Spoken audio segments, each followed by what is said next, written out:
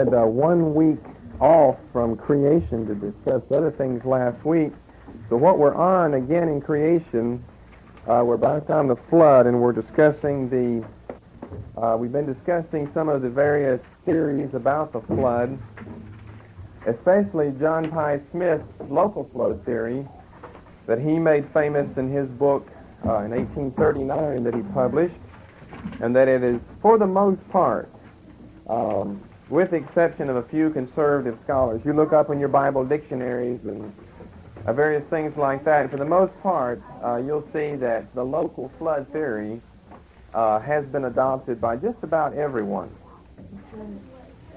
And of course, the reason being that if you get a universal flood, then that pretty much ruins all of your hopes of trying to carbon date the earth and carbon date fossil remains, because everything's been destroyed and reworked. And if the flood was 5,000 or 10,000 or let's say 100,000 years ago, then that does away with any hopes of you ever proving that the earth has been here for several million years. And that's the basic reason why they want to have a local flood theory rather than a universal flood theory. A flood, a universal flood, a deluge all over the whole earth, water all over the whole earth that remains for over a year, is going to do a lot of damage to the earth. And it's going to hurt your hopes of trying to date the earth by whatever you can find, because anyone, if they believe in a universal flood, recognizes, except people like Fleming with his transfer theory, your sane people who don't believe in the transfer theory, assuming that there was a universal flood, if they know anything about hydrology and hydraulics, realize the tremendous force that water can have. When you have a rainfall of, just of an inch, that is a lot of water to come down, especially if it comes down in a 24-hour period. And it's just small rains like that. It erodes your property, and you get enough water in the creeks and in the rivers, over the banks, comes the rivers and the creeks, and you can destroy a whole town with just a few inches of water. So if we've got a whole earth that's covered by water, then we're just going to have all types of things happen. We want to begin looking at the arguments. We're just going to assume, I said before, there are over 30 direct references here in the flood chapters pointing towards the universality of the flood. So we're not going to, we are going to look at some arguments in favor of the universal flood theory, but we're not going to just go on and on trying to prove it, because the Bible just simply states that the flood was universal. This evening we want to begin looking at some of the arguments for a universal flood, especially those that would relate to an anthropologically universal flood. And next week we'll look at some that have particular reference to a geographically universal flood. Although if we assume that man was spread all over the earth, then both of these fall into the same category, simply a universal flood. So what we say tonight on an anthropologically universal flood would also apply to a geographically universal flood, assuming a widespread distribution of man. Now that's what we want to begin with, a widespread distribution of man. We're going to look at this again later whenever we look at the long lives that some of the patriarchs lived, but I can just state this ahead of time. One thing that Genesis 5 lets us in on, one fact that it doesn't say there, but it certainly lets us in on, is the fact that if these men are living to be 900 years old, and they're producing children, the whole time. They don't stop after they're 60 or 70. It's the whole time. If they're living to be that age and producing children, can you imagine how many descendants a man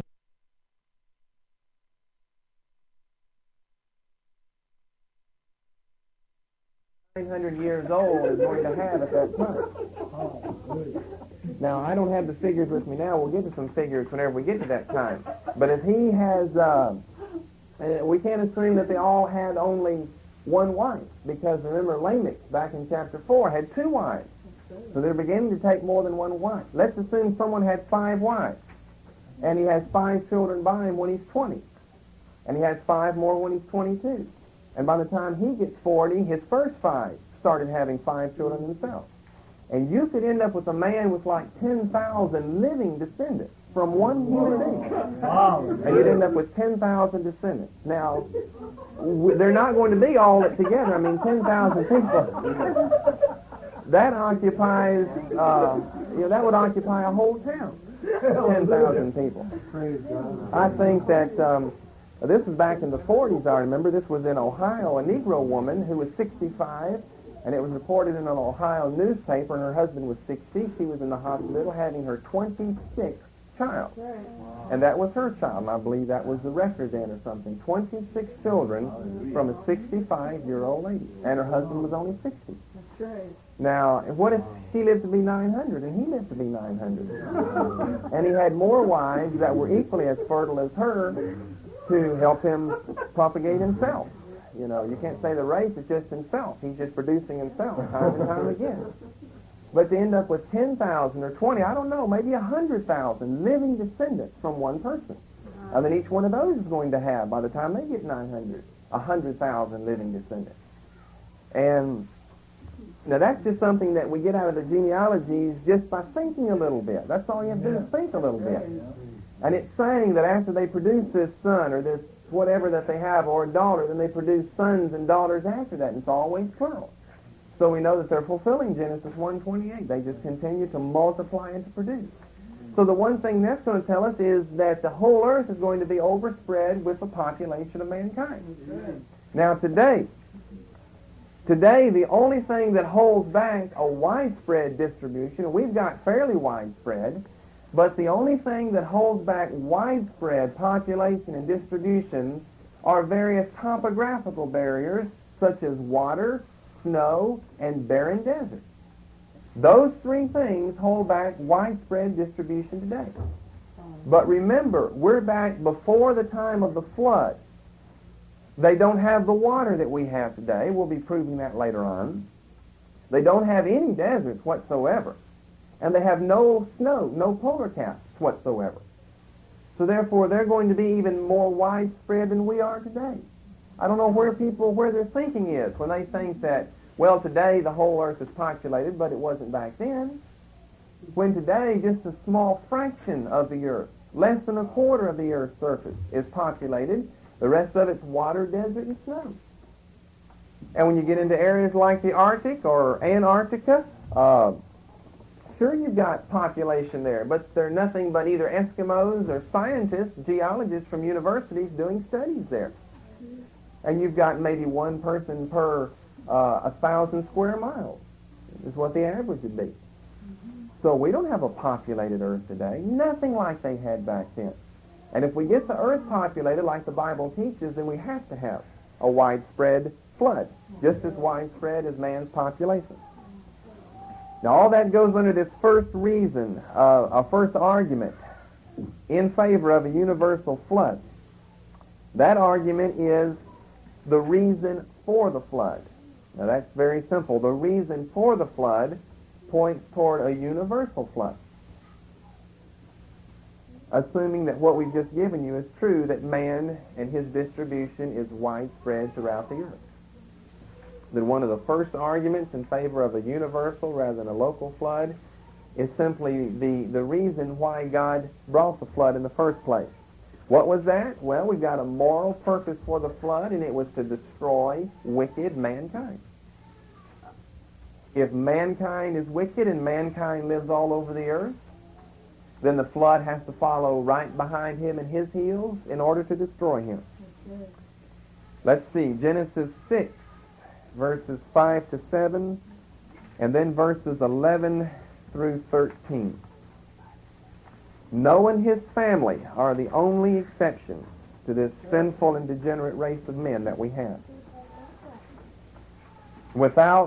You see, there are evidences that the continents at one time, although they weren't one large supercontinent, like we've discussed before, and you've got a breaking up and you end up with your continental drift theory, there are very pointed evidences to the fact that the continents in days gone by were all connected, the one to the other.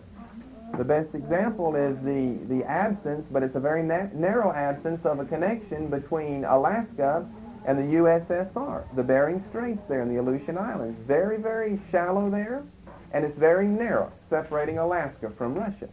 Evidently, at one time, they used to be connected. And this point's true to all the other continents also. So you see, they don't have the problem of water that we would have today. To give you a modern example, we've got, concerning the population of people, we've got more people coming into this country from Mexico than from Europe. Why? Because you have to cross an ocean to get here from Europe. All you got to cross is one little river, the Rio Grande, that separates Mexico from Texas. There's no river barrier there. Therefore, population just automatically begins to spread out.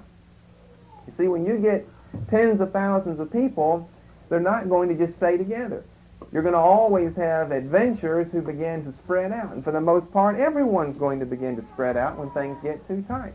So there's a modern day example to show you if we didn't have that water barrier between Europe and the United States, well, we'd have people from Europe coming over here and people from the United States going there. Regardless of whether it's legal or not, it's not legal for the Mexicans to come into this country. But you've got about a 2,000-mile border there, and you can only put so many border patrols along there to stop those Mexicans from coming in. 2,000 miles is a lot of territory to cover, especially when you're going to do it day and night, and they come in the nighttime and in the daytime. And you've got to sleep sometime, and you've got to have money to support your own country rather than just keeping people out of your country. So there's a good modern-day example to show you how water and various other things can serve as a barrier to keep population contained. And they didn't have these back then.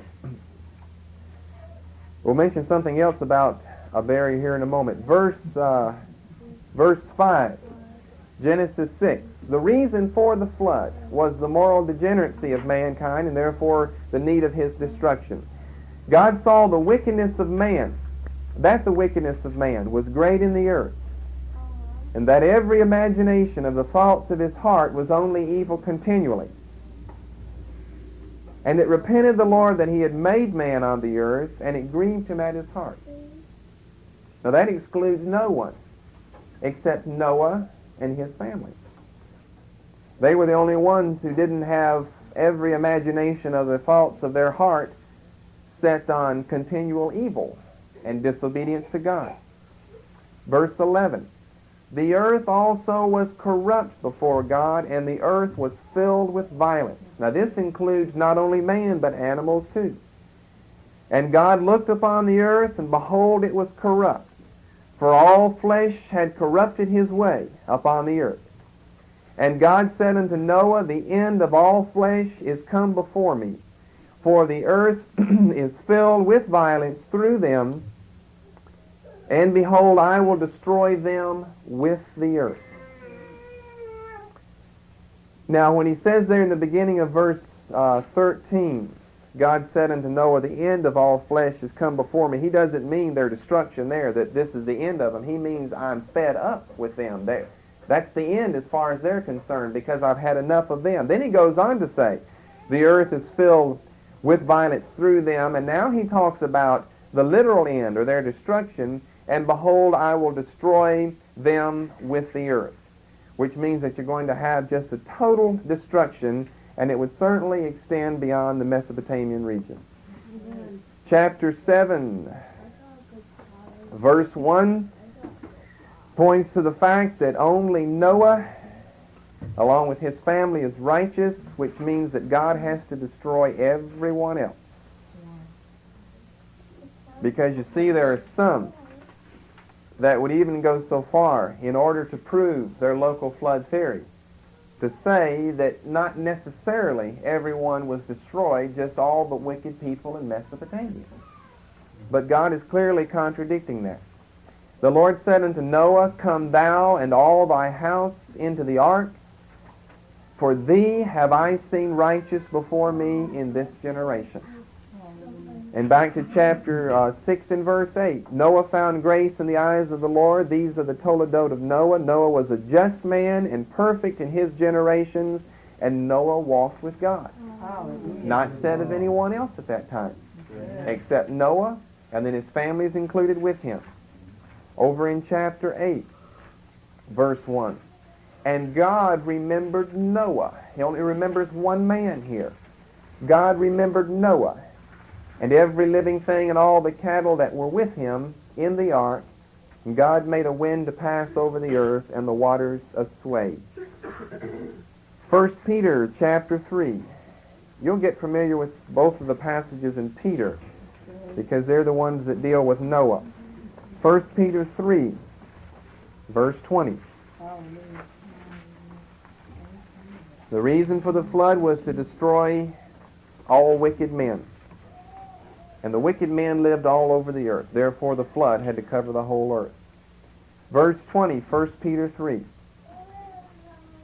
Which sometime were disobedient. Well, verse 19. By which also he went and preached unto the spirits in prison, which sometime were disobedient, when once the long-suffering of God waited in the days of Noah, while the ark was a preparing, wherein few, that is, 8 souls were saved by water. He tells us few were saved, and then he does better than that by going on and giving us the number of how few was it? 2, 3, 4, a dozen, 20, 8.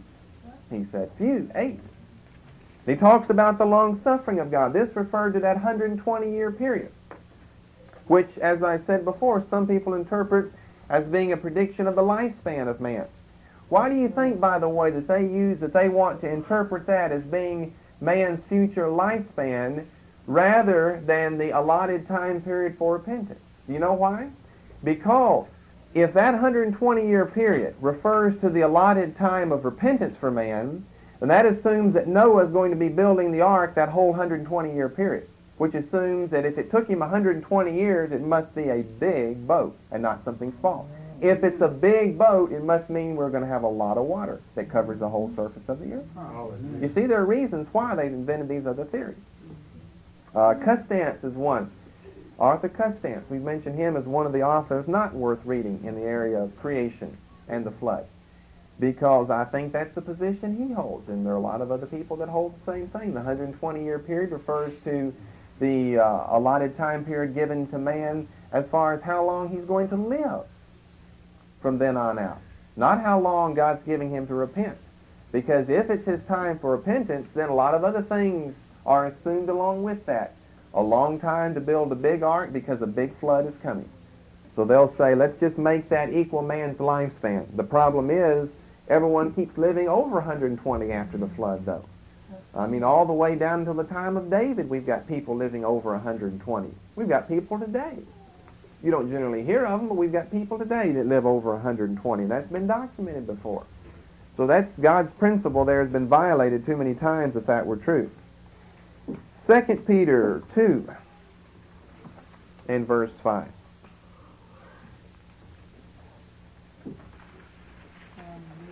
God spared not the old world, but he saved Noah, the 8th person. And he doesn't mean 8 from Adam, just 8 in the boat. A preacher of righteousness, bringing in the flood upon the world of the ungodly. Now you see, there are times where the word earth or world might occur, and it might mean just a local area. But the connotation of all these passages always brings to mind wicked men that live all over the face of the earth.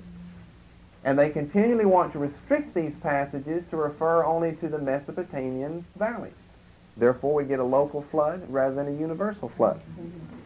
Now, something we include under this, the study of the reason of the flood, are the worldwide flood traditions that I've mentioned before.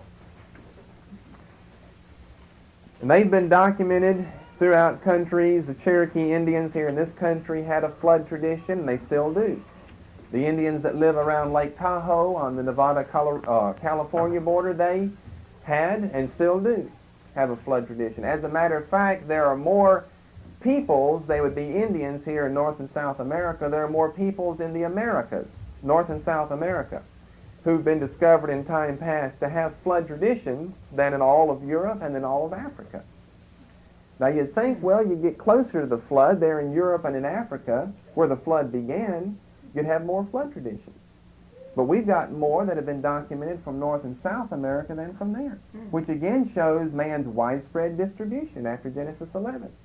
He left that area and took off all the way for America and South America and carried his flood traditions right along with him. And the old weak excuse or the weak theory of some people that missionaries taught them these things simply won't do. They don't know about any of the other miracles in the Bible except the flood. Why that? I mean, there are a lot of other great miracles there that missionaries could have carried them about. The plagues in Egypt. None of them know anything about plagues. And a lot of times it's distorted. And of course, some of the tribes missionaries have never even reached before. And I've also said before, why would the missionaries, every time they approach a tribe, tell them the flood story first, when they're trying to get them converted? And they'll say, well, let me begin with Noah's flood.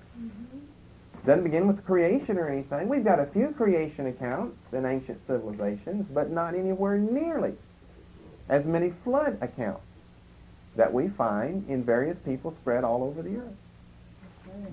That's very interesting. That's something that can't be disputed. And they try to get around it. In reality, it's something that you can't get around on how all these people. Now, of course, they're distorted. Sometimes you've got boats and different numbers of peoples, and sometimes they just swim for a long time. But the earth was covered with water and destroyed most people. That's the basic essence of what their flood traditions would say. The whole earth was covered with water, and most everybody was destroyed. What about, you remember studying, or maybe you've at least heard of it before if you haven't studied, the lost island continent of Atlantis? Yeah. You never heard of Atlantis? How many of you have heard of Atlantis before? Well, that's most everyone in here. Plato wrote a whole history of it. He had met someone who had heard about the lost island continent of Atlantis. It was situated right between the United States and Europe, just off the coast of southern Europe, out beyond the Pillars of Hercules, beyond the Straits of Gibraltar there. And there was a whole, like Australia, a whole island that was a continent at the same time named Atlantis. That's where we get the name Atlantic Ocean, because the continent of Atlantis used to be there, according to mythology. But is it really mythological, though? Because a flood could have completely destroyed that.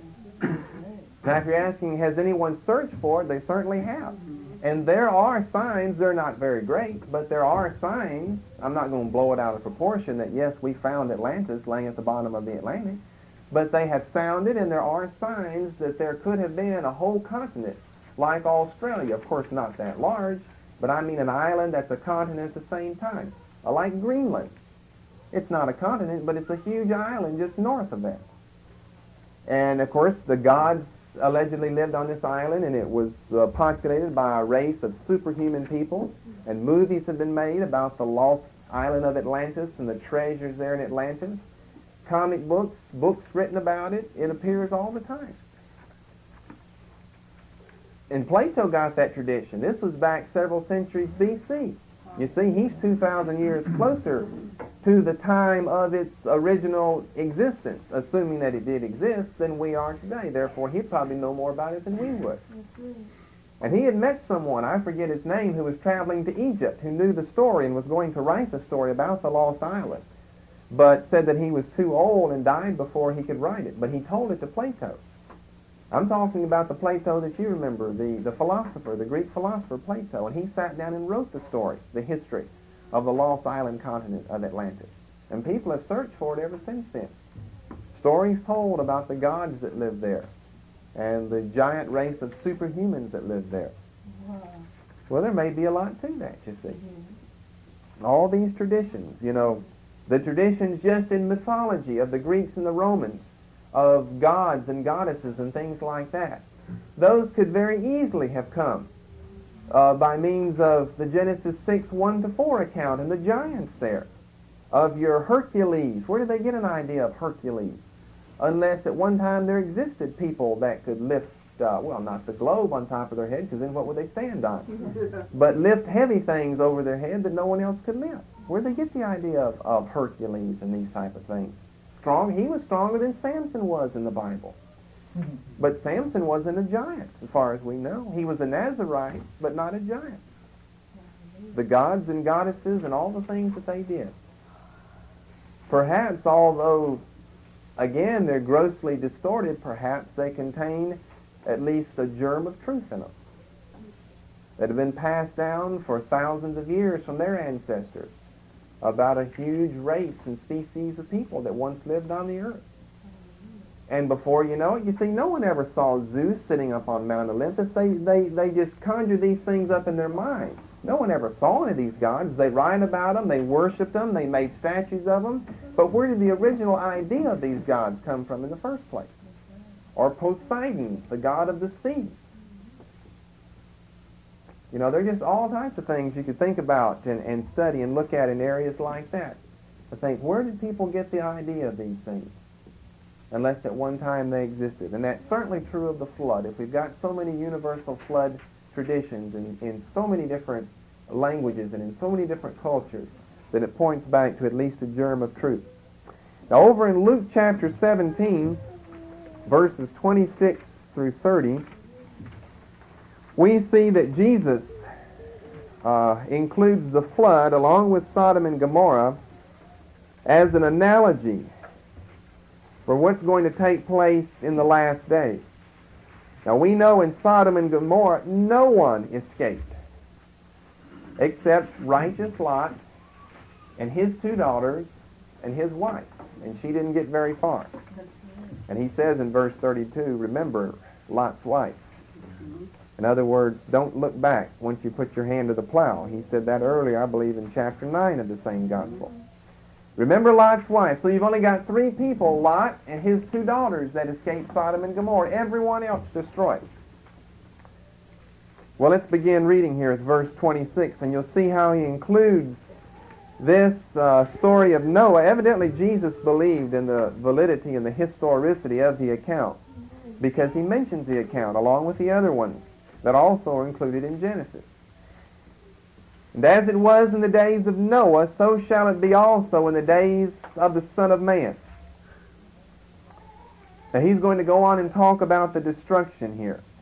They did eat, they drank, they married wives, they were given in marriage until the day that Noah entered into the ark, and the flood came and destroyed them all. Likewise, in other words, the same type of thing happened in the days of Lot that happened in the days of Noah. It was a total destruction. And of course it wasn't a universal destruction, because the only thing being considered now is Sodom and Gomorrah. But if you just consider Sodom and Gomorrah, then yes, it was a universal destruction in Lot's day. That was the subject being discussed, Sodom and Gomorrah. The subject being discussed in Noah's days, not one or two cities or one or two countries, it's the whole earth. Amen. So the analogy would apply there. Universal destruction. Everyone in Sodom and Gomorrah destroyed, everyone on the earth destroyed. Right. Likewise also as it was in the days of Lot, they did eat, they drank, they bought, they sold, they planted, and they builded. But the same day that Lot went out of Sodom, it rained fire and brimstone from heaven and destroyed them all. Now no one would say, well, I bet there were about 5 people that were hiding somewhere that didn't get destroyed, because he said they destroyed them all. And so they assume everyone was destroyed. But you mentioned Noah's flood. Well, not everyone. Man was only wicked in Babylon, in that area. That's where all the false religions came. That was where man was wicked. But what do you think people are doing over here in America? Do you think they're bowing to God and worshiping the God of Adam over here in America? Well, certainly not. They're just as wicked as the people there in Babylon. Amen. Even thus, look at verse 30, even thus shall it be in the day when the Son of Man is revealed. That means there will be, some wicked people that make it into heaven after all. There'll be some wicked that get saved after all. If we've got some wicked people in Noah's day or in Lot's day getting saved. Mm-hmm. The consequences of believing the local flood theory and that distribution of man are extreme when you consider what Jesus had to say on the subject. Because then you inevitably run up against a brick wall in facing Luke 17. Having to rearrange your theology now that we're going to have wicked people that will be saved in the last day. In that day he which shall dwell, which shall be upon the housetop, and his stuff in the house, let him not come down to take it away. And he that is in the field, let him likewise not return back. Why? Well, remember Lot's wife. And whosoever shall seek to save his life shall lose it, and whosoever shall lose his life shall preserve it. I tell you, in that night there shall be two men in one bed. The one shall be taken. I mean, that's interesting. What are two men doing in one bed? The one shall be taken, and the other shall be left. Two women shall be grinding together. The one shall be taken, and the other left. Two men shall be in the field. The one shall be taken, and the other left. And they answered and said unto him, Where, Lord? And he said unto them, you probably don't understand any of these passages. We'll cover these in end-time events. Wheresoever the body is, thither will the eagles be gathered together. That's all makes a lot of sense and very interesting. But we can't get into that or we'd get off of our subject here. Back to Genesis chapter 9. Verses 11 through 17. Something else that again points towards the universality of the flood. Anthropologically is God's covenant that he makes with Noah, and this peculiar token of the covenant that he called the bow, and we call the rainbow today. Now, if the rainbow is seen all over the earth by everyone, then it means we had a universal flood. That's how easy this is to understand. We'll start back in verse 8. God spake unto Noah and to his sons with him, saying, And I, behold, I establish my covenant with you, and with your seed after you, and with every living creature that is with you. I establish my covenant with you, and with your seed after you, and with every living creature that is with you, of the fowl, of the cattle, of every beast of the earth with you, from all that go out of the ark to every beast of the earth. And I will establish my covenant with you. Neither shall all flesh, notice all flesh, be cut off any more by the waters of a flood. Neither shall there be any more a flood to destroy the earth. Now, if this is a local flood, then we've had hundreds of local floods since then.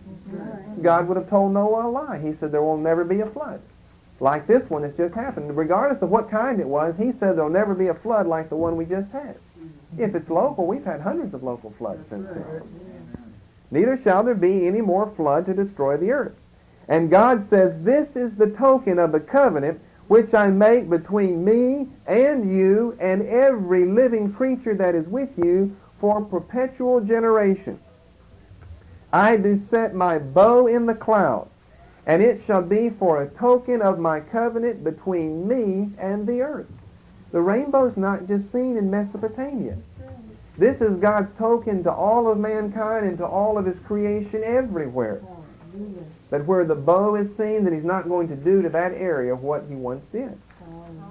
And it shall come to pass, when I bring a cloud over the earth, that the bow shall be seen in the cloud. And I will remember my covenant, which is between me and you and every living creature of all flesh. And the waters shall no more become a flood to destroy all flesh. And the bow shall be in the cloud, and I will look upon it, that I may remember the everlasting covenant between God and every living creature of all flesh that is upon the earth. And God said unto Noah, This is the token of the covenant which I have established between me and all flesh that is upon the earth. Hallelujah. Now what this points to is the fact that it had never rained upon the earth before this time. Hallelujah. Otherwise the rainbow would have been there. You see, whenever you have rain, then you're going to have a rainbow. You can't always see it. You've got to have the sun shining the right way. But you're going to always have the particles there. You see, the particles are there. The sun doesn't do anything to cause the particles of moisture to arrange in any certain way. It simply filters through them and gives us the colors of the rainbow. But the rainbow is there. You see, regardless of whether you can see it, God can see it because he knows it's there. Now, if the sun shines in the right way, then you can see it too. You can see that with your sprinkler in your backyard. You ever seen the rainbow in that?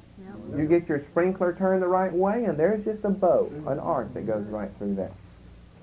Now, you see, we've never had rain before this, or we would have inevitably had a bow along with it, the rainbow with it. And then what's so special about this token? It would have always been there. You see, this is a special token that he's given to them now. Because most people who believe in the local flood theory also believe that we've had rain prior to Genesis 9. But we who believe in the universal flood theory don't believe that it's ever rained before this time. That's what makes Noah's preaching so strange and so difficult, because God brought a new thing upon the earth. It had never rained like that before. It never rained at all before.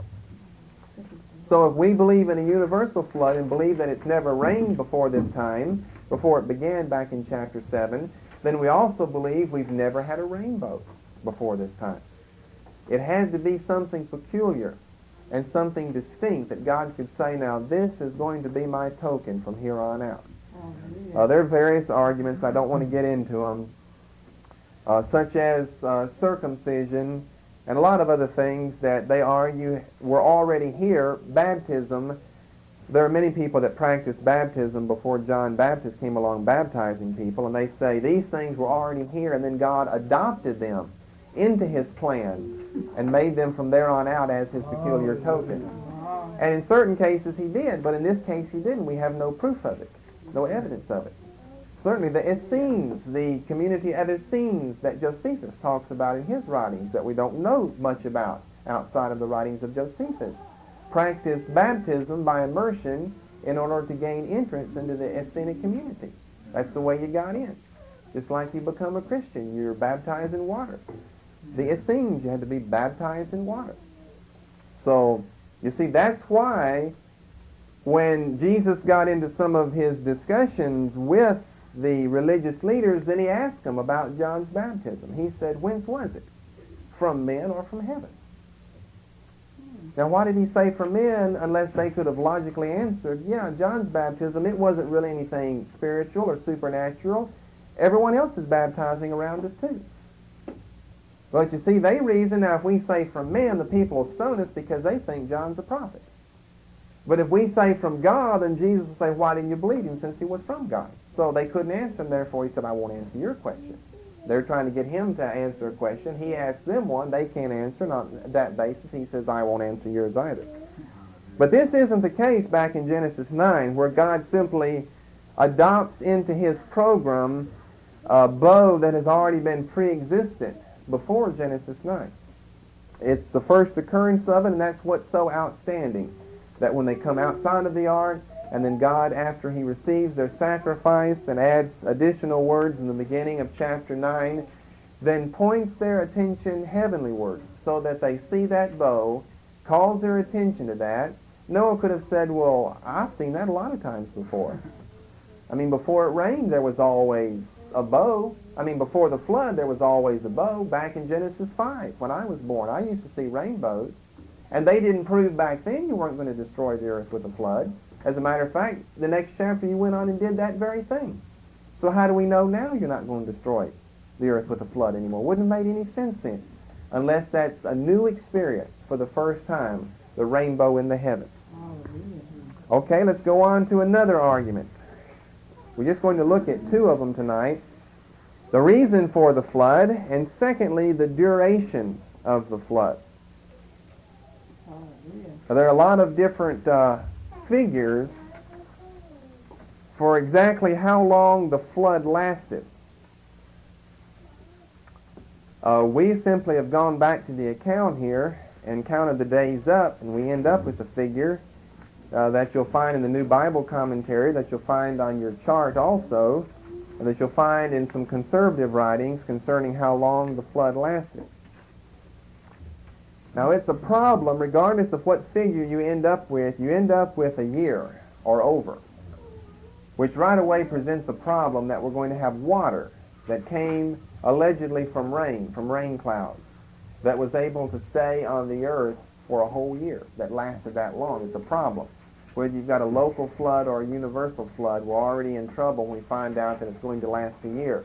A solar year, a lunar year, a calendar year, it really doesn't make any difference. You're still ending up with 12 months as far as we're concerned.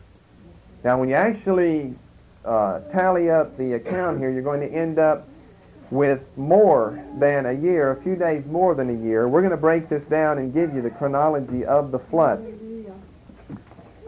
Now, we'll start back in chapter 7,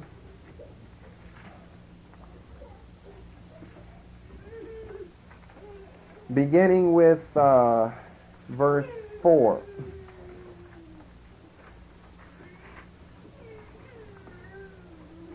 For yet 7 days, and I will cause it to rain upon the earth 40 days and 40 nights. And every living substance, this is just one of those 30 times that it includes everything. And every living substance that I have made will I destroy from off the face of the earth. And Noah did according unto all that the Lord commanded him. He knew that he better. And Noah was 600 years old when the flood of waters was upon the earth. And Noah went in, and his sons, and his wife, and his sons' wives with him into the ark because of the waters of the flood. Now, it doesn't mean they've actually come yet. He's simply speaking in anticipation that they're going to come. Because they're coming, we're going into the ark. Of clean beasts and of beasts that are not clean, and of fowls and of everything that creepeth upon the earth. There went in 2 and 2 unto Noah into the ark, male and female, as God had commanded Noah.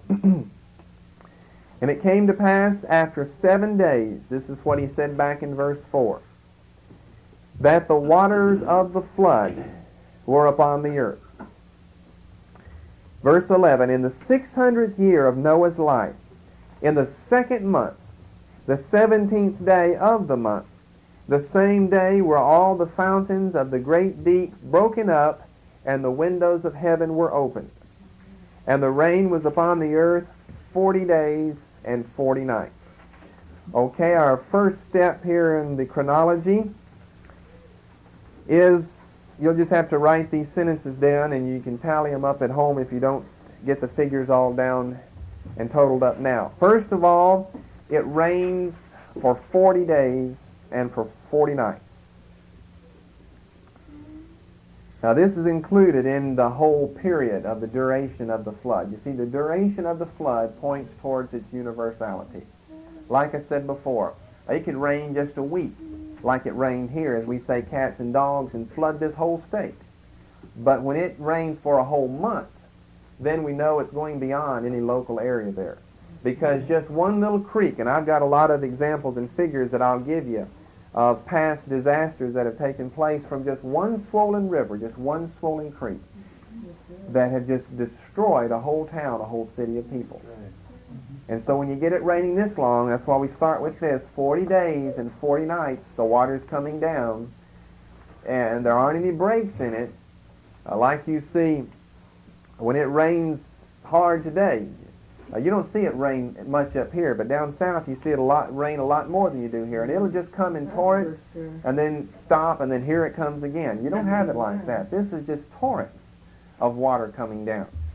Now, where did all the water come from, we'll discuss later on. But we've got, first of all, 40-day period of it simply raining. Now, here in this verse, I mentioned before, we've got the figure of year, month, and day to show that they did have a 12-month year and a 30-month day and a 30-day month and a 7-day week, all back here at this time. Now, of course, critics don't want to believe that. They want to argue with that. But it's a simple fact that even an uneducated man realizes that the sun, that it gets winter only so often, and it gets summer only so often. And it's very easy to base a 12-month period. Practically everyone has. The Romans, the Greeks, the Egyptians all have 12-month calendars because they were smart enough to realize that the earth, whether they thought the earth was going around the sun or the sun around the earth, whichever took place, it takes 12 months to do that. Now, what's interesting is the repetition. We've seen it mentioned here in verse 4. It's mentioned several times in chapter 8 of 7 days. It's after 7 days that he sends out the raven, and 7 days later the dove, and 7 days later the dove. Why 7? Why not 6 or 8? It's because they had a 7-day week. Why did Noah have that? Because God started off with a 7-day week. Now, if you believe in the day-age theory, you see, you're in problems when you get over here to Genesis 6. You've got to stay with a literal 24-hour day. And remember, it was on the 7th day that he had the Sabbath. Genesis 2, verses 1 to 4. the creation Sabbath. And so evidently Noah was still observing a Sabbath at this time, and that's why he's so caught up with this figure 7, because he knew that 7 ended the week, and we'll start a new week over. We'll end up with 30 days in our month. Very interesting that we've got all the figures together here in one verse. A year, a figure for a year, a figure for a month, and a figure for a day. And it's also interesting that the figure before the month and the figure before the day aren't reversed. That could have very easily taken place, and then of course it would ruin what I just said. Then we'd have in the 600th year of Noah's life, in the 17th month, on the second day of the month. You see, when it says second month, he only had 12 chances to get it right, if our chronology is correct here. He only had 12. He could have said the first month, 10th, 11th, 12th, but he couldn't have said anything above 12. It just so happens that we've got second here. The same is true with day. He could have said anything from 1 to 30, and it would still fit a 30-day month period. He said 17, right in the middle of it. You see, very easily he could have said the 13th month and the 41st day. And then we wouldn't know how to count up their time back then. Because they wouldn't have a week like we think of it, and they wouldn't have a month like we think of it, and they wouldn't have a year like we think of it. So it's interesting that both of those figures hit within the confines of being within a 7-day week and a 30-day month. They both fit right in there. Now, the question is often asked, what time of the year did the flood begin? I've just given you one figure so far. That is from verse 11 and verse 12, that we've got rain falling for 40 days and for 40 nights. When did the flood begin? Well, it appears that the flood began in the fall, and all indications point towards the month of November. They say, how can you know that? How can you be so specific about that? I got one proof now, and I got another one I'll give you several months from now when we get to another subject. Why do we know that it began in November? Well, do you realize, this is so interesting, that along with the universal flood traditions, there is also 1 month, and it falls at the same time. We happen to call it November. It doesn't matter what you call it. You know when that falls. There's 1 month at a certain time of the year that it's a tradition all over the world that celebration is always made for the dead. Have you ever heard of All Souls Day? Do you know what day that falls on? November the 2nd. November the 2nd, All Souls Day. All Saints Day, you're right, is November the 1st. Now, of course, if you don't know anything about Catholicism, you won't understand. All Saints Day is a celebration for all the saints, whether they've departed or not. Even your martyrs are included in All Saints Day. It's interesting that during the Middle Ages in England, the same holiday, or holy day as they call it, was celebrated under another name. And that name was All Hallows Day, Hallows. And the night or the eve that preceded that was known as Halloween. I mean, if you don't think right away that there aren't some questionable connections between some of our religious holidays and demonic occult practices, you need to think again. It was called All Hallows Day in medieval England, and the night before was Halloween, the same Halloween that we celebrate now at the end of October. I say we, speaking generically, not personally. That's All Saints Day. All Souls Day comes on November the 2nd. And this just happens to be Catholics, but I mean everyone, they've got something about the Anglo-Saxons. Our ancestors, the Anglo-Saxons, named November as the blood month. All your other people have something bad about November, death, destruction, and you'll end up with a celebration for the dead. Why? They had a universal flood theory, a tradition that had been passed down, and they knew that it began in November. That's when they were all killed, in November. And the Catholics down to this day have an All Souls Day. Why didn't they pick January to celebrate it? Why November the 2nd for All Souls Day? They don't realize that the Buddhists have an exact same day called the exact same thing, All Souls Day. I wonder who borrowed from whom. Amen. I mean, the Buddhists have been around for a long time. I wonder who borrowed from whom. Both of them, the Catholics and the Buddhists, have an All Souls Day. It's a celebration, of course, for the faithful dead who've departed but gone to purgatory. And so that's the day prayers are expected to be offered on their behalf. All Souls Day. Celebration for the dead, and the dead that went to purgatory. All Saints Day is a celebration for just that, the saints. But All Souls Day, that's not a good day, because all the souls are in purgatory. It's the day of death, the day of destruction. And all of our people, for the most part, have a celebration for the dead sometime in November. Now that's just one historical proof that backs up our position that the flood began probably in the month of November. There are some other, you will not believe, ways to prove when the flood began. Let me mention something before we go on. If you look over in chapter 8, let's see. You see the flood began the second day, the 17th month. What did I say? The second month, the 17th day. I listened to myself in slow motion. Okay, chapter 8. I'm trying to keep all the figures straight here. Chapter 8. We've got, 5 months later now. The ark rested in the 7th month on the 17th day. Now this figure will be included in here, but you've got a 5-month period between when it begins to rain and the ark finally comes to rest. You've got 5 months from the 2nd month and the 17th day until the 7th month and the 17th day. Now assuming that it began in November, then when we get to chapter 8 and verse 4, we end up with the month of April. April the 17th, whenever the ark finally lands, which in Israel happened to be their first month, known as Nisan, or that was the later name, Nisan. Abib, I believe, was the first name, the early name of the month, and Nisan was the post-exilic name. That was their first month in April. Now you have to follow along carefully to catch all this. Turn over to Exodus. God's got everything right on a calendar, you see. Exodus chapter 12. The 17th day of Nisan is when the ark rested. In other words, it represents salvation there. The ark finally comes to a rest. In Exodus chapter 12, now of course back in Noah's day they had a different calendar as far as when the first month, when you counted your months. Obviously their first month would have been October. That doesn't make any difference, except you need to keep that in mind to figure everything else out.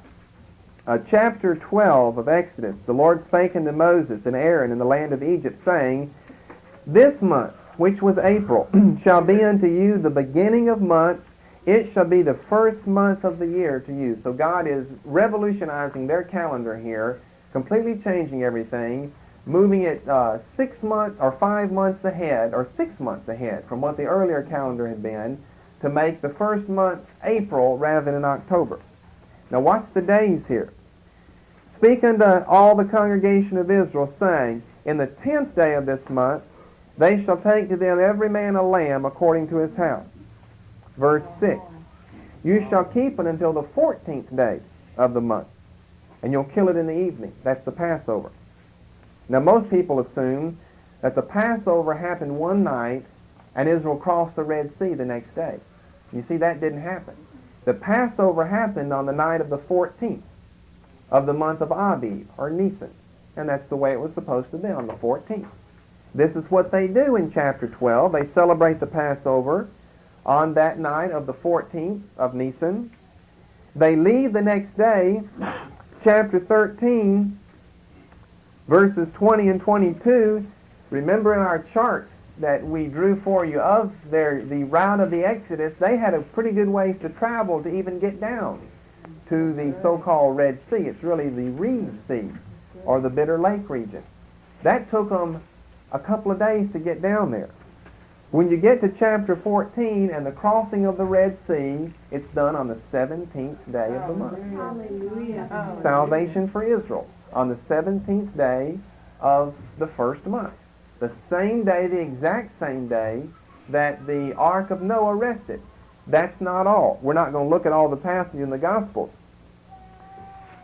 The Resurrection Sunday was the 17th day of Nisan, the exact same day. Hallelujah. Salvation for Noah on the same day, salvation for Israel, and now salvation for all men on the 17th day of April of Nisan. I mean, that's interesting that God has all that put together so that everything fit just like a clock, just like a calendar. And you fit everything together on that same day, on the 17th day of the month of our month of April. Of course, their months, really, the Jewish months fall halfway in ours. So their month of Nisan occupies half of our March and half of our April. But that's beside the point. It's still April to us, and it's still Nisan to them. Regardless of how you put them together, you're going to end up with the same figure. 17th day. Well, that was off the subject. Back to chapter 7. We're getting a chronology here for the duration of the flood. You remember that when November comes around, it's being celebrated all over the world. Different days during that month as the month and the day of the dead. They just don't realize, you see, what they're pointing back to. They think they're talking about dead people that have gone to purgatory, but they don't realize the foundation for all those celebrations is Noah's worldwide flood.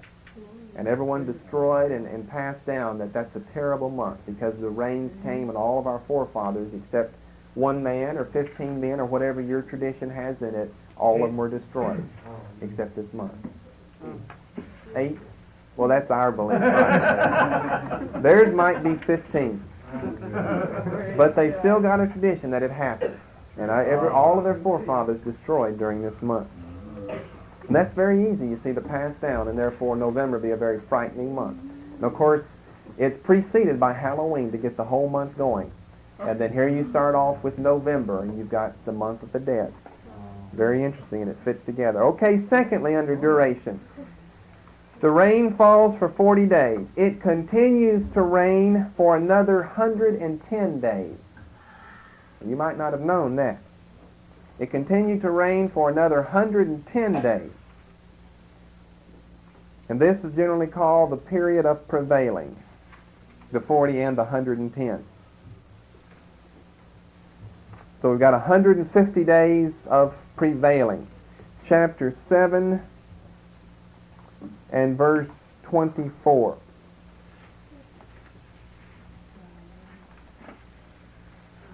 And the waters prevailed upon the earth 150 days.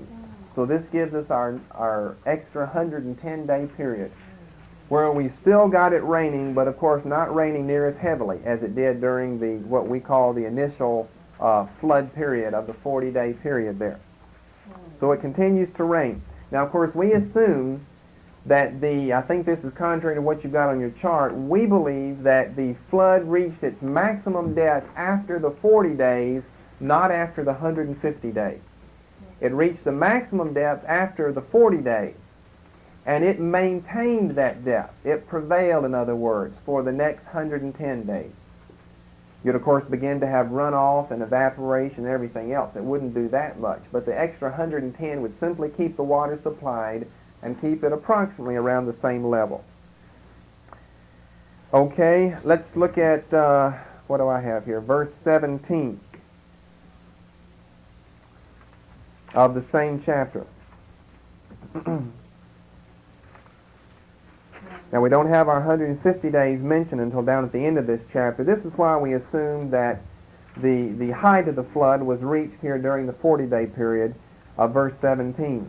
The flood was 40 days upon the earth, and the waters increased and bare up the ark, and it was lifted up above the earth. Now, it calls it the flood for 40 days, even though really what we've got is our rain and the other places where the water comes from during this 40-day period. This is chapter 7, verse 17, which would seem to point to the fact that this is when we're going to reach our greatest depth for the flood.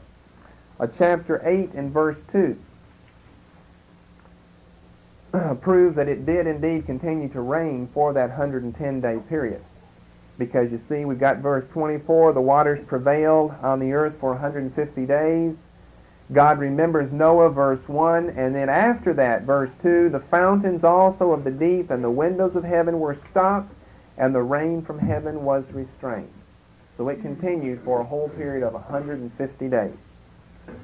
Okay, thirdly, at the end of 150 days, we've got several things that happen.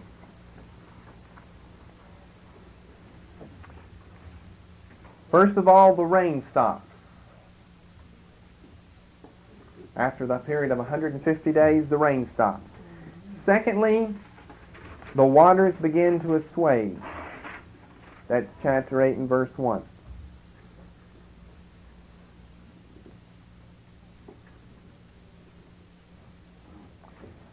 And then thirdly, and this brings us to our verse here, verse 4, the ark rested. You see, we've got 5 months later, a period of 30 days in a month would be 150 days. 5 months, 30 days, month, 150 days. Verse 4, the ark rested in the 7th month, the 17th day of the month, upon the mountains. Notice that it's plural, upon the mountains of Ararat. These three things take place after the 150 days. Okay, fourthly, the waters decrease for the next 74 days. Until the tops of the lower mountains are seen. The higher mountains have already been seen. But until the tops of the lower mountains are seen. Chapter 8 and verse 5. The waters decrease continually until the 10th month, and in the 10th month, on the first day of the month, were the tops of the mountains seen. That's 74 days later. That's the lower mountains, not the higher mountains. See, it's difficult when they give you all these months and days to figure out how long it lasted. Okay, then after that, we've got 40 days later, Noah sends forth the raven. So this is 40 days after the 74. 40 days later, Noah sends forth the raven. Chapter 8, verses 6 to 7. Then after that, 7 days later, Noah sends the dove for the first time. Chapter 8, verses 8 to 9. Then, 7 days later, he sends her again. Chapter 8, verses 10 to 11. Then, 7 days later, he sends her again. Some people think he only sent her twice, but we've got 3 times that he sent the dove out. Chapter 8 and verse 12. For a complete list of Brother Ross